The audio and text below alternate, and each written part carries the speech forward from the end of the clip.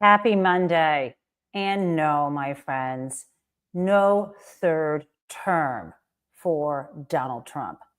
No way, no how. So, no third term for you, despite the fact that Donald Trump actually is claiming that he has plans.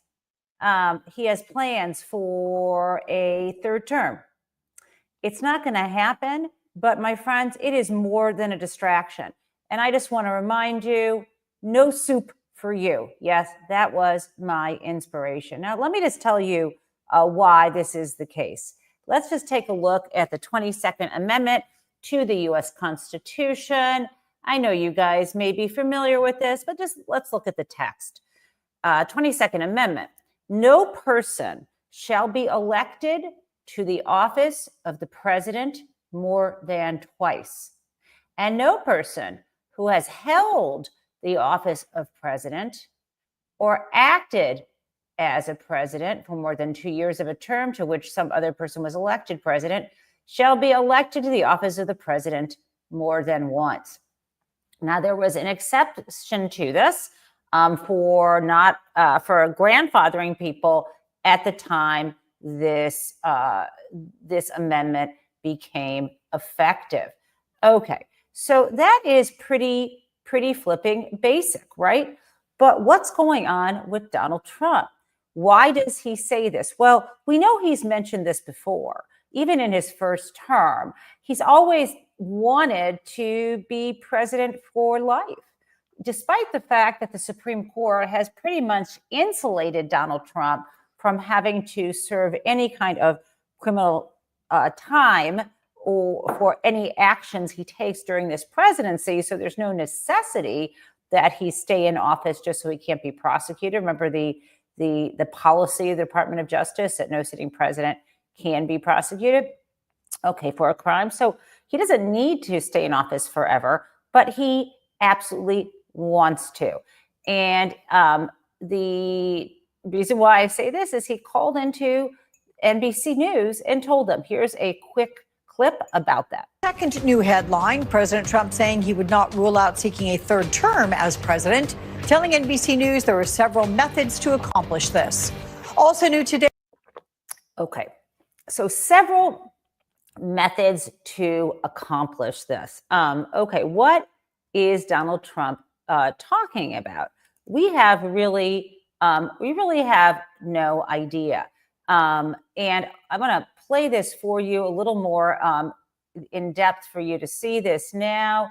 Let me share my screen so you can see Kristen Welker talking about what the thinking is on this. And I'm going to tell you why it's not a distraction, but it is a distraction. So let's play this one more clip, and then we'll talk about this in context.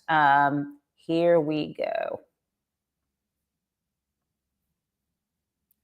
Okay, and here, let me just play this for you, make it a little bit bigger, and play it.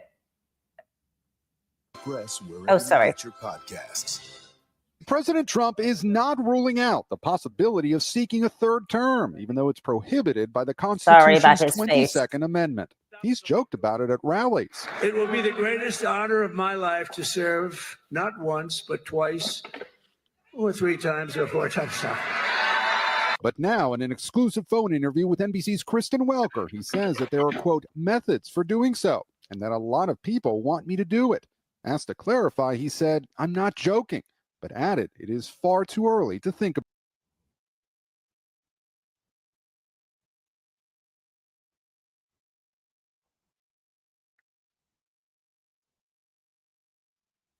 So this is ridiculous. One of the methods that they've been talking about, if you look at the language, is having J.D. Vance win, having Donald Trump be his vice president on his ticket, and then passing, they say, the baton to Donald Trump. Okay, so guys, this isn't going to happen for a number of reasons, but it's more than a distraction from what's going on with Pete Hegseth. Donald Trump is able to convince people that what he is doing is inevitable and that we can't resist it. This is part of an authoritarian regime, right? This is he joking? Is he not joking? And it means that we have to ignore something that's blatantly unconstitutional, something that threatens our democracy. All of this happening at the same time that he is also talking about using executive orders to take over our election process and to make it very difficult for a Democrat ever to win. This is what his plans are. And so you've got to take this, I think, in the whole context of that. On the one hand, I can say it's not going to happen. On the one hand, I can say this is meant to be a distraction from the Hegseth Whiskey Leaks group chat. But on the other hand, the fact that this isn't front page news, that it's just one of the many dangerous things that Donald Trump is threatening, tells you how far into this madness, into this crazy town we have landed. Okay, so what I want to share with you now is an example of how important it is to keep focusing on the Signal Gate or the Whiskey Leaks group chat. This has broken through to Americans. It has stayed in the news now for over a week. That's pretty impressive. I think it's in part because military families are concerned about their family members being at risk, and they understand if they or their family members had done something even remotely similar, they would have lost their jobs and possibly been court-martialed. So I want to share with you Rep. Jake Auchincloss, who was on with Piers Morgan, talking about how bad this situation is. Let's play it. Piers, I agree with you, and I don't think it's fun or funny because this hypocrisy and incompetence is a gut punch to the American military. I was a captain in the Marine Corps. If I had shared highly classified operational plans over Signal, and yes, that's illegal, my career would have been over, done. And Secretary Hegseth right now is lying to the American public. He is lying to Congress. He is lying to the military in order to avoid the same accountability that would befall a captain or a corporal. And those double standards are toxic to the good order and discipline in the ranks. But even worse than that is this is incompetence incarnate. This kind of conduct is why America is being out-negotiated right now by Russia over Ukraine. The Russians are protecting their Black Sea fleet. The Russians are protecting their assets in Europe. The Russians are getting sanctions relief, and they're giving up nothing.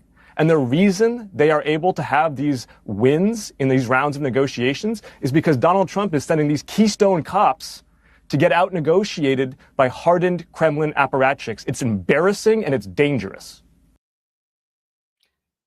There you have it. It is embarrassing. It's dangerous. He calls them Keystone cops. I call them a clown car. Clowns tumbling out of a jammed car, waving around semi-automatic machine guns. But in this case, it's even worse than that. It's actually hard to believe these people are doing what they are doing.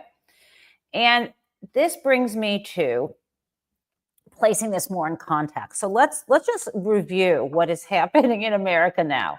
And I promise you, I am going to get to that place of inner peace where we can acknowledge the danger we're in terms of a society and how we have to act. But we can also recognize that we cannot carry in our bodies, in our minds, in our systems, all of the anxiety associated with this. Like, how do we act thoughtfully and deliberately without feeling destroyed? Whereas the alternative is the ostrich, look, we've got to put our heads in the sand and do nothing, right? So I opt for the first choice. I opt for not living in denial, but also not living in pain as we resist and fight back. Okay, so let's review what has been happening since Donald Trump got elected, and of course, most recently. We are having individuals disappeared off the street. People who, students who, like the PhD student from Tufts, Ozturk, who was approached by sort of a posse, circled by a posse of plainclothes police officers with masks on, and taken into custody without any kind of hearing and moved without her family's or anyone's notice. Only found out later she was transported out of Massachusetts to Louisiana to a prison facility.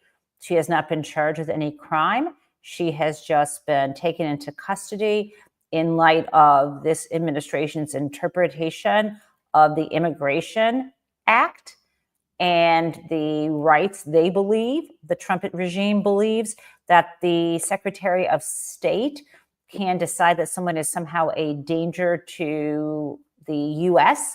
Or national security or something, and just simply act with any kind of notice or hearing in this way. Now, of course, we have a judge putting an injunction in place, not allowing her to be removed from the United States. But there's more than that, right?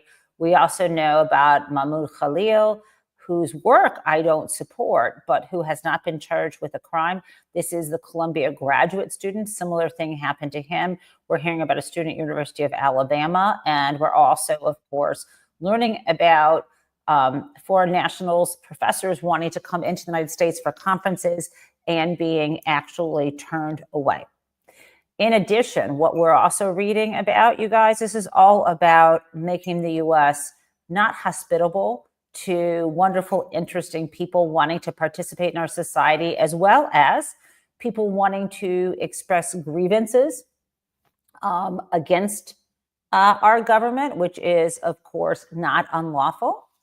If there is no, if there is a, if you can think of a crime, whether it is some kind of criminal trespass, or if there actually is evidence of someone engaging with, or actually the language in the statute is, giving aid to, or I'm going to use general language from the law, giving material support to a terrorist organization. If there's evidence of that, go ahead and charge people, right? I am a law and order gal, right? You probably know that because I study and write about white collar crime.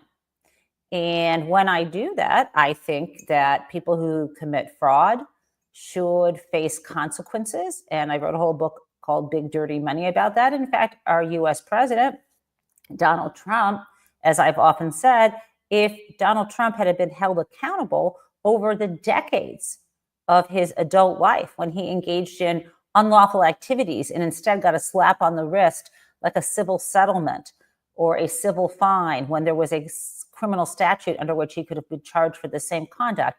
If he had actually been held accountable over those many years, he would have spent time in a federal prison. He would have spent time in a club fed instead of time in the Oval Office. And I similarly believe that people who commit violent crimes or people who commit, in a lower scale of economic crimes, they should also be held accountable and subject to our criminal justice system. So I just want to be clear. And I also think that Donald Trump himself should not have been elected president, but there's nothing in the law that would prevent even a convicted felon from either running for office or by the time he was technically, although the jury found him guilty, by the time he was actually convicted in terms of sentence by the judge, he'd already been elected. I don't think he should serve, but I believe in the Constitution. I believe in our laws. So I just want to be clear exactly where I stand on this, right? I want to make it exactly clear. And so this is, again, I think that you're not immune from the laws of the United States, even if you have a cause that you believe strongly in. You're not immune from being charged criminally, even, just because you're expressing your First Amendment rights. I want to be clear about that. And at the same time, grabbing people off the street violates our due process principles. Okay, that is a fact. And they're not just principles, they're constitutional protections. And they're not just for American citizens. Most of our constitutional protections apply equally to people who are visiting here, whether they have a visa, like a student visa or a green card or what have you.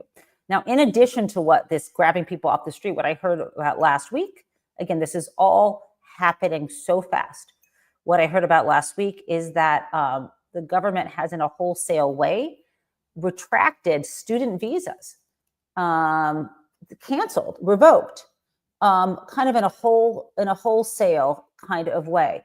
And what my understanding is, these F1 visas have been revoked by Marco Rubio, the Secretary of State. And he is saying that he has revoked over 300 or more visas in Trump's deportation push. And I want to share this with you because you may have missed this.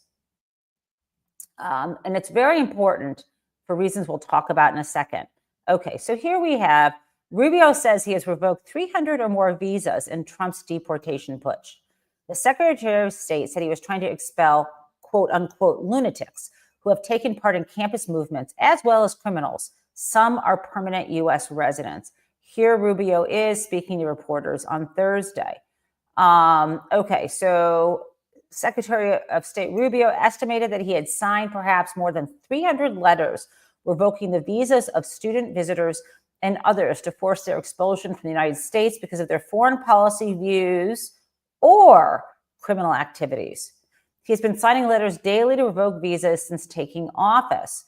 He said, I don't know actually if it's primarily student visas, he said. It's a combination. He said he reviewed each case himself before signing off on actions that would be taken by immigration agents. Rubio said that a visa holder charged with a crime while in the United States should automatically lose their visa. He is also expelling permanent U.S. residents by stripping them of their green cards. Here he said, why is he doing this? Quote, my standard.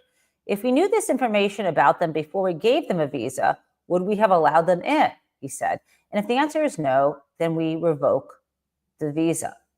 Rubio declined to say how the cases arrived at his desk. We're not going to talk about the process by which we're identifying it because obviously we're looking for more people. Now, let's remember that Rubio has been the most senior aide, and again, I'm reading from the Times, of President Trump, involved in the contentious deportation efforts in communities across the United States. And he was the one who earlier this month finalized a deal in which the president of El Salvador agreed to accept U.S. deportation flights with more than the 200 migrants who put into prison there. Okay, Rubio has also told the Homeland Security Department to detain students or recent graduates for deportation because of what he called their opposition to American foreign policy. My friends, this is really bad. If you oppose U.S. foreign policy, you can be detained and deported if you are not a U.S. citizen. This is the fine line here between the rest of us either being possibly rounded up and deported or not being able to get back into the United States if we oppose U.S. foreign policy. Let me ask you, if you don't think it's good that Pete Hegseth uses a signal chat to communicate imminent, exigent attack plans, is that an opposition to U.S. foreign policy? What if you think it's bad that Donald Trump is in Vladimir Putin's pocket?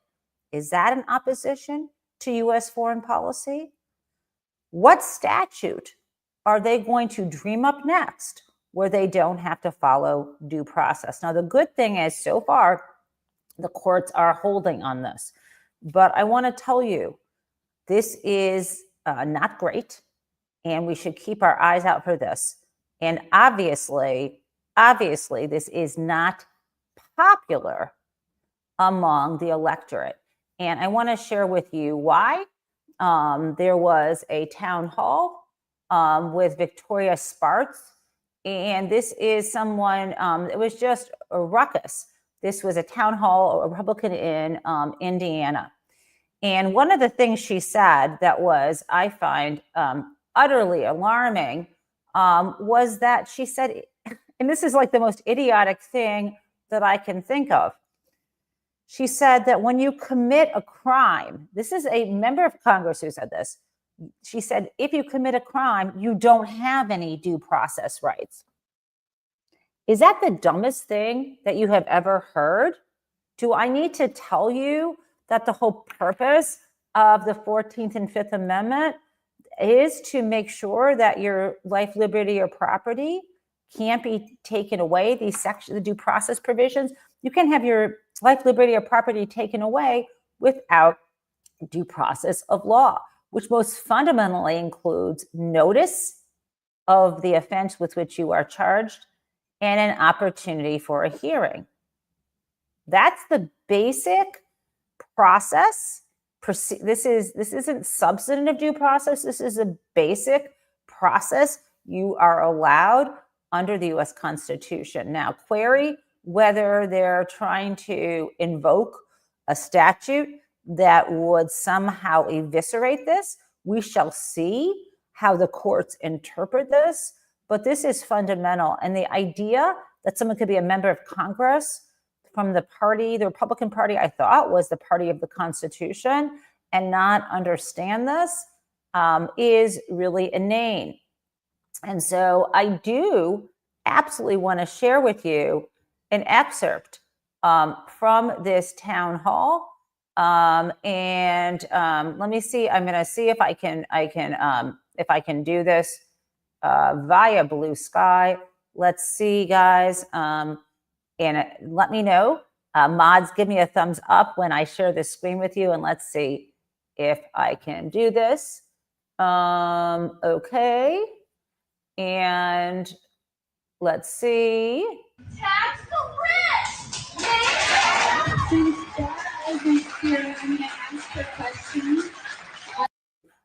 That is not exactly the that's not the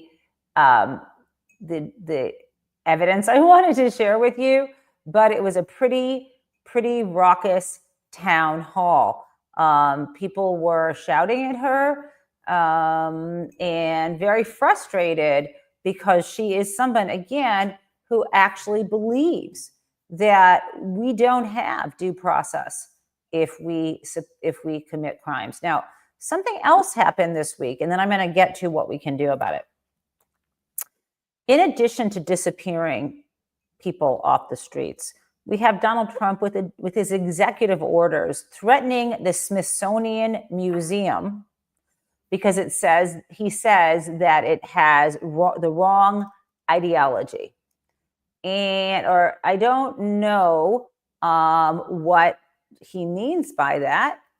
But basically, let me say it, actually, it's the improper ideology. So I want to share an article with you, not from the New York Times, not from the Washington Post, but from Vanity Fair, to give you a different perspective on what it means to have the wrong ideology. Okay, here we go. So you can sort of see this is a really nice picture of a museum. This is the Smithsonian National Museum of Natural History. And this is, here's a big, a giant elephant. And it's really nice to see, to be able to wander around a museum of natural history. And I wonder if, evolution is the wrong, improper ideology. So let me read this to you. This is from Friday by Izzy Lepowski at Vanity Fair. For someone who claims to abhor censorship, Donald Trump sure has a funny way of showing it. On Thursday, the president signed an executive order instructing Vice President J.D. Vance to work with Congress to rid the Smithsonian Museum, and for some reason, the National Zoo, of improper ideology that is inconsistent with federal law. The order on restoring truth and sanity to American history alleges that the country has undergone a concerted and widespread effort to rewrite our nation's history. In a supposed attempt to correct the narrative, it instructs Vance to work with Congress to prohibit spending on, quote, exhibits or programs that degrade shared American values, divide Americans based on race, or promote programs or ideologies inconsistent with federal law or policy. Of course, this invites the question of what could be inconsistent with federal law and policy. The article goes on. I mean, especially as the author writes, in a country whose laws are supposed to protect people's freedom of speech and expression. Okay, among the programs, let's get into the nitty gritty. Among the programs Trump wants to explicitly barred from funding under the order are any exhibits in the American Women's History Museum that, quote, recognize men as women in any respect. Okay, the order also calls out an exhibit on race and sculpture at the Smithsonian. Okay. We know what's going on here. This is complete authoritarianism. This is ignorance from someone who doesn't want to face up to the complexity and the progress we've made in American history.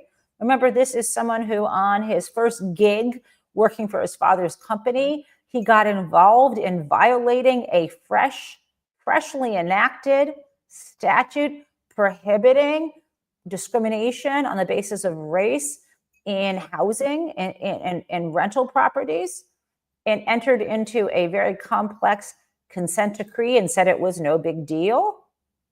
This is someone who participated actively in discriminatory policies, and he just wants to whitewash that away. Now, I'm going to ask you what we can do about this. What can we do about this? So what I want to say is, what we can do about this. We have rallies coming up this Saturday. Hands Off. And this is being sponsored. I think there's some national organizers, but these have popped up at a local level. What the national organizers do is tell everybody, look, there's a date, and they provide platforms so you can help invite people or organize your own local rally. Local rallies are not organized any kind of top-down way. It's a way of coming together and using shared resources. Now, Susan Thompson has provided a link to this. A link to this. And of course, you can go to Indivisible and other places. But if you go to handsoff2025.com, you can absolutely find this. Ray Rod says, yes, we'll be joining here in Rochester, New York. I've got other people saying, yes, I'll be at my state capitol April 6th for Hands Off. So what I want to share with you, this is a premiere. My husband, Michael, is an artist, and he does all kinds of work. One of his main areas involves etchings and prints, and there's different words he uses, and I'm going to mess them up. They're like intaglios mean one thing and woodcuts mean another, and I'm just going to say it wrong. But what I want to share with you is Michael has created a gorgeous woodcut for this print fair that's coming up this coming weekend in New York. And the woodcut is for sale to collectors, however, for free. So that's separate, right? I'm not selling anything. I'm giving you something for free. I want to share with you right now the photo that you can download. It's high resolution. You can print this out, 8.5 by 11.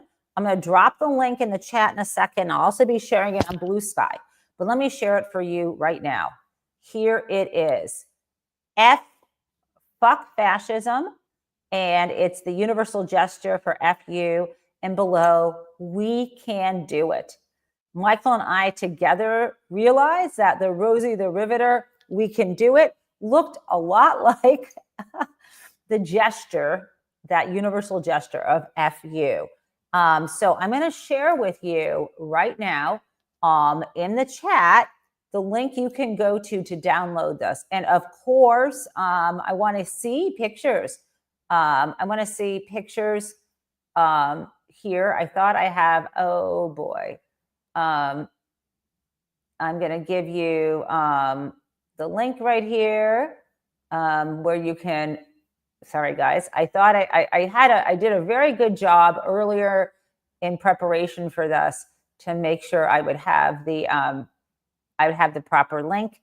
And now suddenly I am in the wrong space. Oh, I know. This makes sense. I'm going to give you the link right here in the chat. There we go. There's a crazy long link. It's in the chat. You can go there to share this. I absolutely love this. Again, this is something you can print out. It's high resolution. It's a photo of the original woodcut, which is larger. I want to say that the woodcut, it's probably bigger than my computer case. But when you print it out, it's going to be about 8.5 by 11. And again, it says "fuck fascism, we can do it." And I'm really thrilled to share this with you. Please use it. It's free to use. Michael's given you permission to download. You can put it on some cardboard and hold it as a sign. You could make it into a sticker if you wanted to and put it somewhere, of course, not defacing private property. There's also, by the way, this is the 8.5 by 11 version. And I want to share with you that there will be a poster version. So right now it's 8.5 by 11. The resolution is good enough for that. He's going to also post, and I'll share with you separately. If you want to go real big at a copy shop and print it out as a larger poster, we will have a better resolution. Yeah, so I just think this is absolutely gorgeous. I really want a button, Michael, that says this. I want some stickers. I can figure this out.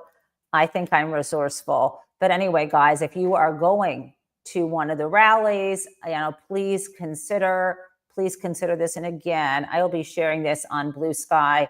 But if you have a moment and you do print it out, I'd love to share with you guys, share with our group, anyone who is part of this prism mates here. If you do print this out and I'm trying to think of how you can communicate with me. I know you can post it in response to my Blue Sky. So I'm Jen Taub at Blue Sky. I'm going to put this up, the image, and then below it say how people can download it. And if you download it, I want to see it out in the wild. So if you are there in a coffee shop holding it, or at your house, or at a rally, could you please put it up on Blue Sky? I really want to see it and share it with Michael. There's nothing more important than an artist for his work to be seen, to be appreciated. Michael is a fine artist, and his work is collected by major museums worldwide and by rare book libraries, including the Library of Congress. And fingers crossed that Trump isn't watching this. And other things like the Beinecke Library at Yale and, across the globe, et cetera. And that's all really nice. But I think there's nothing for me, and I haven't spoken to him about that, there's nothing more fulfilling, I think, than the public connecting with the work, especially a work of political and emotional significance like this. So, fuck fascism. Okay. Now, guys, we are now getting to one more crazy thing, then Prism. Actually, let me do Crazy Town last. Let's talk about Prism. For those of you who are new to the show, you might not know about Prism. And no, this is not Pink Floyd. This is the way a prism would work. It's different than that. And as you can see on here, Prism for us here at Jen Taub Live at this community means physical health, relational health, intellectual health, spiritual health, and mental health. And as you probably know, this has been a hard period for me. And I don't want to over talk about it, but my mom passed away on February 4th. And she was also, I moved back to Michigan to spend time with her after my father had passed 15 months ago. And my sister-in-law, it's been a lot. And when I moved back to Michigan from the East Coast, I was living with my mom, and we had, I joined her in July, and then, really settled in August. And we were having so much fun together, reconnecting. And then, within a few weeks of classes starting in mid-September, she was rushed to the hospital. And she pretty much, even though she went home, she never got out of a hospital bed other than to walk around a little bit from like September 15th until she passed in February. And we were so hopeful that she would get better. And there were good moments and there were hopeful moments, but inevitably there was nothing that we could stop what was coming for her. And I have struggled as we're putting her house on the market, and I've, with my brothers, gone through memories and things and trying to make sense of a life and trying to make sense of my own mortality and losing, nothing like losing your mother. It's been something unexpectedly devastating for me, who can usually compartmentalize.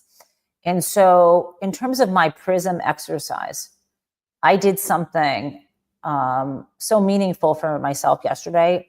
I finally went back to yoga. Right where I live in Detroit, there are like several yoga studios within a few block radius. And I chose one that I went to, which I went to a wonderful class yesterday.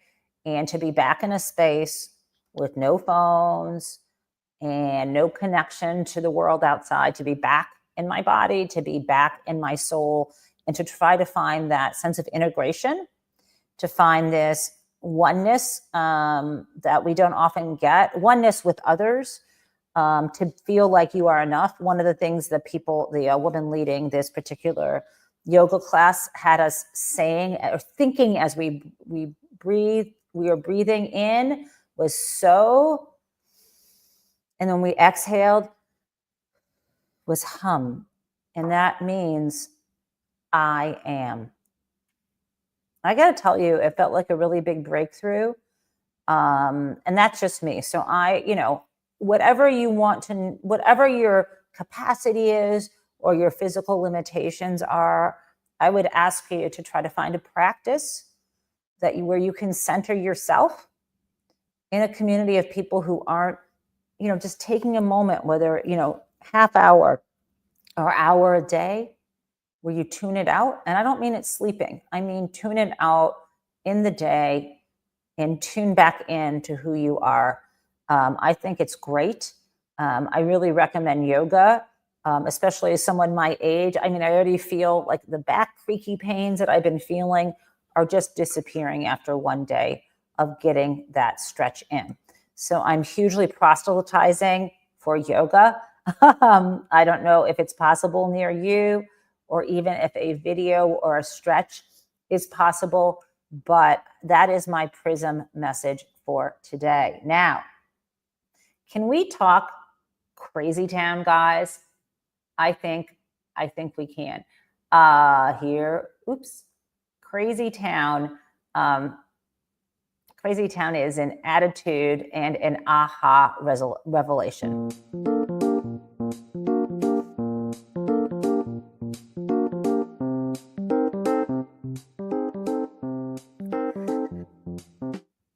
So Crazy Town has two parts. Part one involves Donald Trump still talking about how he deserves and wants to get Greenland. And it's kind of like, we're coming to get you, give in. And every effort he makes is a failure. They tried to send Usha Vance, the vice president, second lady, the vice president's wife, to Greenland, and they set some advanced people to see who might want to sit down and meet with her. And I think they were probably hoping to find, one family, two families, someone to sit down on camera probably and say, it's lovely that she's here. And the advanced people could not find anybody. And then when J.D. Vance himself went there, I think he ended up having to go to some kind of military base, and everyone was making fun of him on social media because he was wearing a MAGA hat inside of the mess. Now, apparently you're not supposed to ever wear your cover. That's what they say, your hat, inside, let alone eating. So doesn't know what he's doing. So that's part one.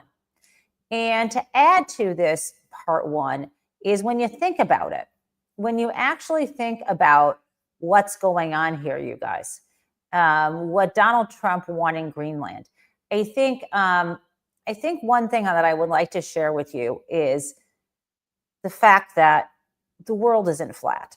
And I know you believe the world is, that we have a globe and that it's a sphere and it's not flat. And despite that belief, when it comes to looking at maps, we're still stuck on, the spread out rectangular map. But when you look at a globe instead, and you take a look at where Greenland is situated and where Canada is situated relative to Russia, I think you're going to better understand here what some people think is going on. So I love this. Jairus Eichhorn says, and suddenly it all makes sense, doesn't it? Now take a look at this.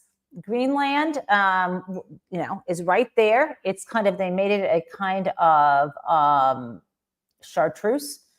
And you can see the Arctic Circle. You see where Russia is, right?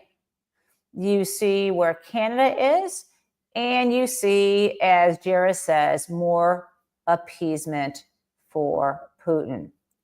So, yeah, I mean, Donald Trump keeps saying that he needs, that the U.S., that we need a sovereign territory, right? Well, he's saying that we need to take Greenland from Denmark, and that this territory, which is self-governing, that they should give themselves up to us. Greenland should, for our security. Doesn't it look more like it's for Vladimir Putin's security? Yeah. Now, part two of Crazy Town. You got this. This is going to involve Elon Musk. Okay. Elon Musk is so desperate to make sure that the money he is pouring into a race for a Wisconsin judge pays off, that he is engaged in some activity in various forms that looks like it violates election law in a criminal sense. But, he doesn't care because Donald Trump would always pardon him, right? But what's crazy is he did this kind of rally town hall yesterday where he not only sounded ignorant and unhinged, but high as a kite.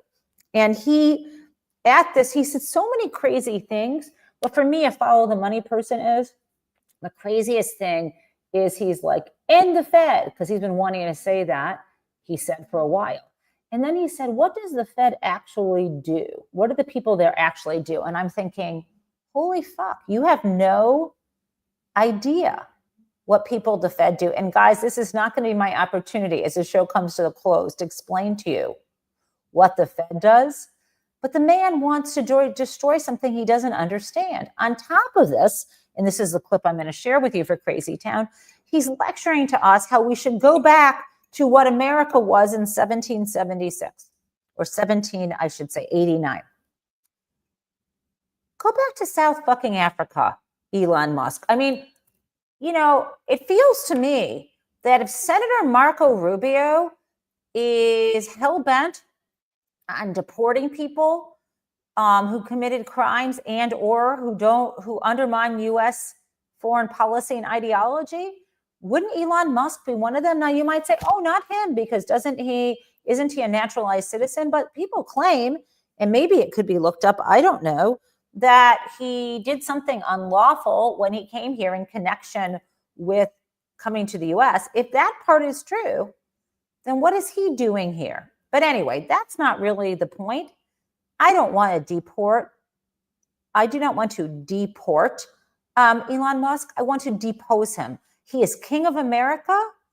And also, Vladimir Putin is trying to be emperor of America. I want them both to get their hands off. So let me play for you the nutso stuff from Elon Musk, because it is truly insane. Let me share this one with you. he is getting a lot of, so he goes to this rally in Wisconsin for this, right, this Supreme Court election, right? That's tomorrow, as are 2 Florida House races that are very important and could be bellwethers. Now, even if these Florida reps, the Democrats who are running in these special elections don't win, these are people who are, they are special elections because of Matt Gaetz's open seat and Mike, I think his name is Waltz, adding Jeffrey Goldberg to the group chat status, the national security advisor. If these seats aren't even won by the Democrats, that's not a big deal because these districts went like 37, over 30% to Trump. So even if it's close, it's going to scare the hell out of the Republicans. And if one of them is won, hello, friends, we are going to the races. So here is my crazy town of Elon Musk last night being booed by the crowd. He said all kinds of crazy shit. And then he accused George Soros of funding the crowd. Hugely ironic because Elon Musk actually is the billionaire who is openly trying to buy an election, who has an unaccountable bureaucrat running our government, and yet they claim it's, George Soros. Okay, the liberal Jewish man who they have been blaming for every kind of resistance effort. And let me tell you, if George Soros wants to send me a check, because I've never gotten one from him for all the resisting I've done, for helping organize the tax march, for running this show, you name it. I would love a check from George Soros. I have yet to get one. Let me play this. Oops. Okay, here we go. Government, like shocking, really. It's insane. Yeah, it's really wild. So, it was inevitable that at least a few Soros operatives would be in the audience. Give my regards to George. Say hi to George for me.